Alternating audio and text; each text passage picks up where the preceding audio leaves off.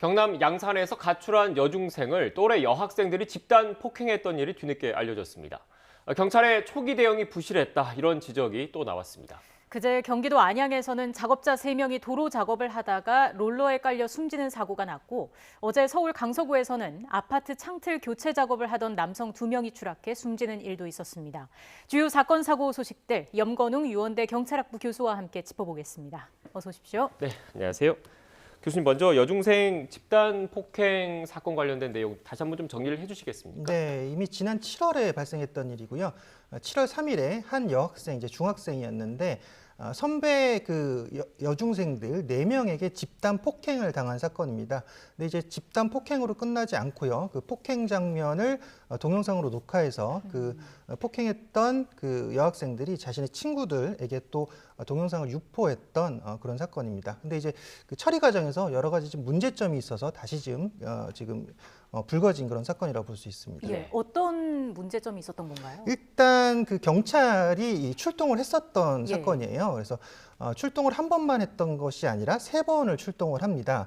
그래서 지금 폭행 사건 이전 날, 전날에 이미 그 가출 그 청소년들이 있다라는 주민의 신고를 받고 1차로 경찰이 이제 출동을 했었고요. 네. 근데 거기서 이제 제대로 확인을 하지 못했던 그런 부분이 있었고요. 그 다음에 이제 그 보호자가 지금 이 폭행당한 이 소녀의 보호자가 가출 신고를 하게 됩니다. 그래서 가출 신고를 했는데 거기서 이제 그 가출 신고한 상태에서 경찰이 또 같이 이제 출동을 했었는데 거기서도 이제 확인을 못 해요. 근데 문제가 이제 뭐 지금 영장이 없었기 때문에 네. 그 아내를 이제 제대로 수색을 하지 못했다라고 이제 얘기를 하고 있고요. 그다음에 이제 3차 출동을 하게 되는데 거기서는 이제 그 보호자가 지금 그 폭행을 했던 가해 청소년들하고 이제 직접 이제 얘기를 하게 되는데 거기서 이제 일부 실랑이가 있어서 지금 보호자가 그 가해 여학생들의 뭐 뺨을 때렸다라는 그 얘기가 있어요. 그래서 거기서 이제 가해 여학생들도 경찰에다가 나 폭행당했다라고 신고를 했고 또 지금 그 보호자분 같은 경우도 지금 아이가 실종된 상태다라고 해서 가출 신고를 해가지고 거기서 이제 경찰이 3차까지 이제 출동을 했는데 결과적으로는 이제 그 집 안에 사실은 있었어요, 피해 네. 여학생이. 근데 이제 발견을 못했던 이유가 이제 피해 여학생이 이제 또 무서워서 이제 숨어 있었는데 그 이제 세탁기 뒤에 숨어 있었다 그래요. 근데 거기서 이제 경찰은 이제 안방하고 뭐 거실 이 정도만 뒤지고 그 나머지 부분을 확인을 못했는데 이 피해 여학생 같은 경우도 이제 무서워서 그 안에 숨어 있었다 이런 얘기를 했었거든요. 그래서 사실은 그 3번 출동했던 상황에서 분명히 이 여학생을 구할 수 있는 기회가 있었는데 경찰이 좀 제대로 확인을 못해서 이런 안타까운 폭행 사고가 발생했고 또 동영상까지 유출되는 그런 사건이 되었다라는 점이죠. 네, 경찰의 초기 대응 부실 논란에 대한 설명을 해주셨는데 또 일각에서는 가해 학생들에 대한 처벌 수위를 놓고도 논란이 좀 일고 있더라고요. 어떤 내용입니까?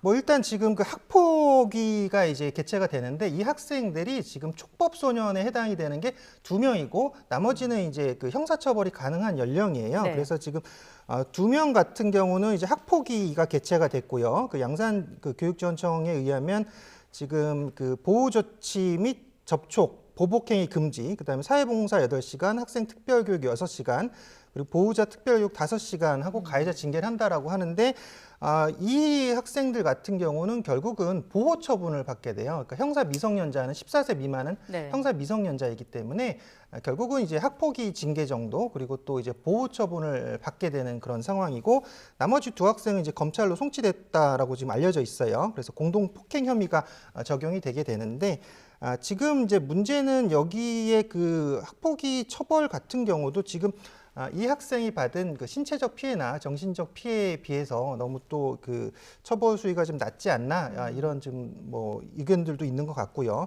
그다음에 결국은 이제 여러 가지 그 논란들이 항상 있어 왔잖아요. 그 촉법 소년에 대한 예. 또는 형사 미성년자에 대한 그런 논란이 또 제기가 되고 있는 거죠. 네. 그 공동 폭행 혐의만 적용이 되고 감금이나 협박 혐의는 제외가 된 거잖아요. 이건 네. 왜 그런 겁니까? 이게 그 가출 상태에서 그 피해 학생이 자발적으로 그 학생들과 어울렸다라고 경찰에서는 얘기를 하고 있어요. 그래서 그 가해자에게 감금이나 폭행죄를 묻기 어렵다라고 얘기를 하고 있는데 여기서도 지금 경찰이 얘기했던 게 이 A 양이 지금 조사를 요청을 했는데 경찰에서 한 달 이후에 그 조사가 됐거든요. 그러니까 이 피해자한테 피해자 소녀에게 출석 요구를 했는데 출석을 하지 않았다. 예. 근데 우리가 조사를 어떻게 할 수 있냐 이렇게 얘기를 했었고 또 그러니까 강제 소환을 할 수 없는 상황인데 우리가 어떻게 조사를 할 수 있냐 얘기를 했고 그리고 압수수색 영장을 가지고 간 게 아니고 또 가정불화로 이 지금 피해 소녀가 여러 번의 단순 가출 이력을 했기 때문에 제대로 확인을 못한 부분이 있다. 그리고 또 한 달 동안 그 학생이 출두하지 않았기 때문에 진정서가 반려되었다 이렇게 얘기를 하고 있거든요.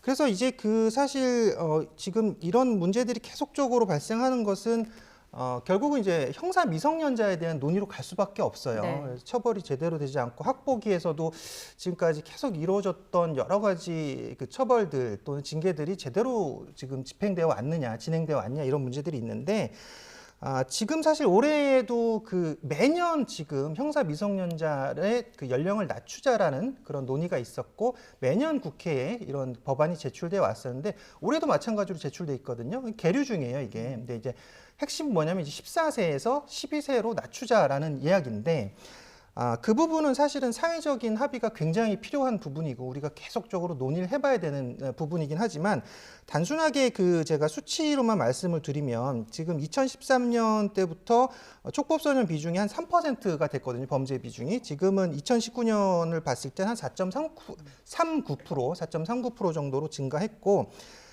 전체 소년범은 계속 줄고 있는데 촉법소년이 하는 범죄는 계속 증가하고 있다. 네. 그러니까 이제 그런 논란도 있잖아요. 이 촉법소년에 해당하는 그 아이들 또는 형사 미성년자에 해당하는 아이들은 자신들이 형사처벌을 받지 않는 것을 이미 인지하고서 범죄를 또는 비행을 저지른다라는 그런 이야기까지 나오고 있거든요. 그래서 사실 우리가 이런 부분에 있어서 어떻게 이런 것을 논의해야 되는지가 사실 중요한데 지금 이 법이 그 만들어진 게 언제냐면 1953년이에요. 형법 제9조에 나와 있는 부분이거든요. 그래서 지금 결국은 그 형법하고 소년법하고 두 개로 지금 소년 범죄를 보고 있는데 형법은 처벌에 대한 규정입니다. 그렇기 때문에 14세 미만은 처벌하지 않는다. 그 내용이 나와 있는 것이고요. 소년법 같은 경우는 이제 이 청소년들 10세에서 18세까지 전체에 해당하는 청소년들에 대해서 보호 처분을 하는 내용들이 나와 있는 거예요. 그래서 처벌과 보호 처분에 대한 내용이 나와 있지만 결국은 이 14세 미만의 형사 미성년자들이 저지르는 범죄에 대해서 우리가 만들었던 법이 아까 1953년에 형법 제9조에 만들어놨는데 이게 69년째 개정이 안 되고 있는 거거든요. 그러면 이제 시대가 변했고 사회가 변했고 청소년들 같은 경우는 신체가 발달했고 또 정신연령도 과거에 비해서는 조금 높아졌다라고 봐야 될 수밖에 없거든요. 특히나 많은 정보를 취득할 수 있죠. 인터넷으로 정보 취득이 금방금방 또 될 수 있는 그런 환경이 있기 때문에 이런 부분에 있어서 결국 최근에 있었던 여러 가지 범죄들을 보면 이런 그 법의 허점을 좀 악용하는 그런 경향도 있지 않았냐라는 그런 부분을 우리가 심각하게 보는 게 왜냐하면 이런 문제가 있을 때마다 항상 그 국민청원이 나오는데 국민청원이 이 소년 범죄 특히나 이 형사 미성년자 범죄 나올 때 20만 명 이상이 계속 청원했거든요. 그렇다면 굉장히 지금 국민 여러분들께서도 이 부분을 굉장히 심각하게 생각하는 거라고 봐야 될 것 같아요. 네. 그래서 우리가 사실은 형사 미성년자 소년들을 보호하는 게 맞습니다. 기본적으로는 보호하는 게 원칙이어야 되지만 이 형사 미성년자의 연령은 우리가 이제 조정할 필요성이 있다라고 보여지고요. 또 특히 이제 강력 범죄들 있잖아요. 살인이라든지 뭐 흉악한 범죄들 또는 자신들이 이걸 인지하고 하는 그런 잔혹한 범죄들에 대해서는 좀 법을 좀 개정을 해서 이런 그 또 처벌의 엄벌성도 좀 보여주는 것도 중요하다고 보여집니다. 네, 말씀하신 대로 이 촉법소년이라는 제도 자체가 도입된 게 너무 어린 그런 그 청소년들, 너무 어린 아이들의 그 범죄 행위로 인해서 앞으로 사회에 나갔을 때 제대로 된 사회생활을 하지 못하는 걸 막기 위해서 어떻게 보면 교화의 목적, 보호의 목적이 좀 큰 거잖아요. 하지만 여러 부작용들이 좀 제기되고 있는 측면도 있으니까 충분한 사회적인 논의가 필요하다라는 정도로 좀 이해를 하면 될 것 같습니다. 주제를 좀 바꿔보겠습니다. 경기도 안양에 있는 공사장에서도 안타까운 사고가 발생했던데 어떤 내용입니까? 네, 그러니까 그 도로 공사 현장인데 이건 이제 전기 공사였습니다. 네. 전기 공사 현장이었는데 거기서 이제 롤러로 이제 포장을 하는 그런 작업을 하는데 그 롤러가 그냥 움직인 거죠. 움직여서 지금 작업자 3명이 이제 사망한 그런 사고였습니다. 근데 이제 그 문제가 뭐냐면 이게 지금 롤러가 사실은 운전자가 있는 상태인 거잖아요. 예. 근데 운전자가 그 운전석을 벗어났고 거기서 이제 그 앞에 있는 지금 화면에 보이는 아스콘이라고 있어요. 그 깔때기라고 표현하는데 저것이 이제 걸려가지고 저걸 치우기 위해서 자기가 나왔는데 그 옷이 하필이면 기어봉에 걸려가지고 이 롤러가 전진을 해가지고 결국 작업자 3명을 이제 밀쳐내고 사망에 이르긴 그런 사고에 이르렀다라고 이제 얘기를 하고 있습니다. 그리고 보니까 당시에 또 신호수가 없었다 이런 그 목격자들의 말도 있더라고요. 네, 맞습니다. 일단 그 사실은 그 지금 최근에 있었던 여러 가지 이런 안전사고들이 기본을 무시해서 발생하는 거거든요. 여기도 지금 여러분들의 진술이 현장에 있던 작업자들의 진술을 보면 네.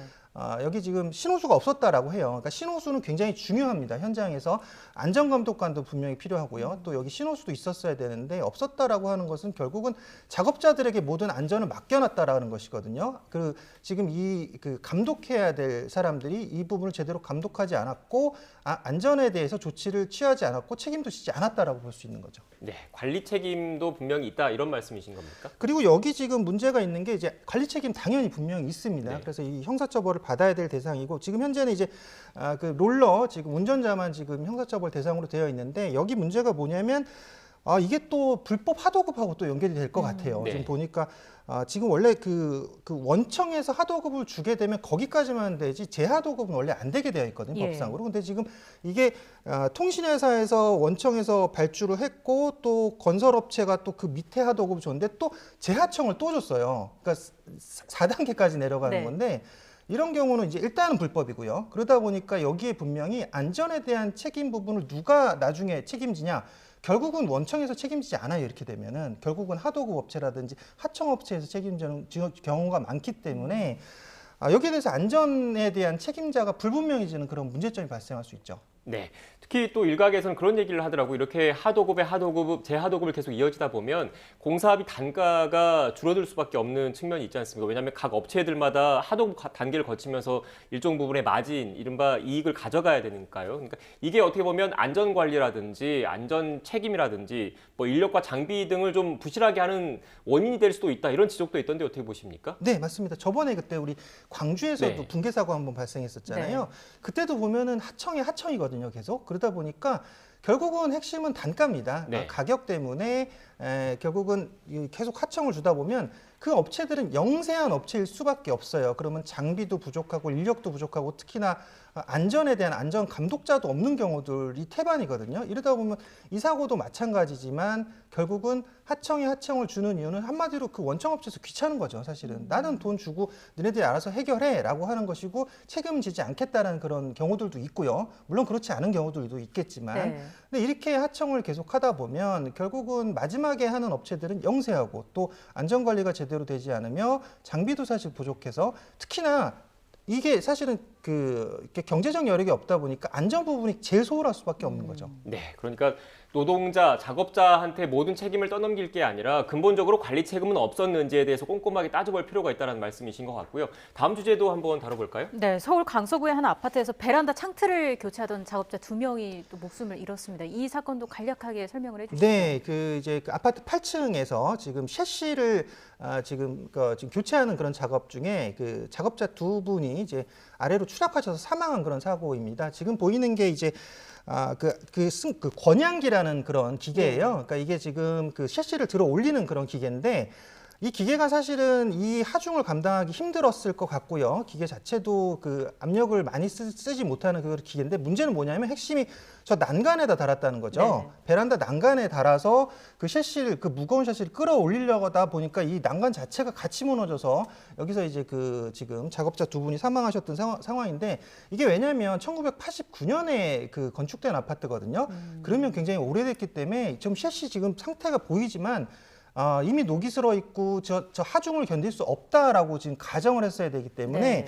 이런 작업에서는 보통 그냥 그 사다리차를 많이 이용해요. 특히 여기가 높이가 8층이었기 때문에 그러니까 이분들은 결국은 봤을 때는 사다리차 비용을 지불하기 싫어서 이렇게 자기들이 갖고 있는 그런 부실한 완강기로 그리고 부실하게 작업을 했다라고 볼 수밖에 없는데 문제는 뭐냐면 여기 현장에 있던 그 작업자들에 대한 안전 조치도 안 돼 있었던 게 네. 사실은 이렇게 고공에서 작업을 하게 되면 당연히 안전주를 착용해야죠. 그래서 떨어지는 것에 낙하에 대한 대비를 했어야 되고 안전모도 착용을 했어야 되고 여러 가지 이중 삼중 그 추락 방지 그 장치를 했었어야 되는데 전혀 그런 것이 되어 있지 않았기 때문에 이런 안타까운 사고가 발생했다고 볼 수 있습니다. 네, 관련해서 정확한 사고 원인은 또 경찰이 지금 현재 수사 중인 상황이기 때문에 이 부분은 또 단정적으로 말씀하긴 좀 그렇고 경찰의 수사 결과를 좀 더 지켜봐야 된다는 말씀을 참고로 드리겠습니다. 지금까지 염건웅 유원대 경찰학부 교수와 함께 주요 사건 사고 내용 짚어봤습니다. 오늘 말씀 고맙습니다. 고맙습니다.